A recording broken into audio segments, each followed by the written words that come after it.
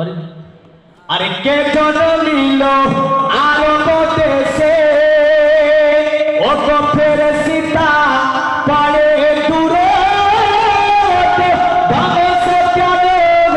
হলো বেদিন ও গো ভেঙে পড়ে কাবার বুত ও গো ভেঙে পড়ে কাবার বুত কার আশাতে রই খুশিতে কার আশাতে রই খুশিতে যিনি নিশান গেলে মান এই তো সে নবী মহান জোরে বলুন মানব বেশে দুনিয়ায় এসে কে দেখালেন খোদার শান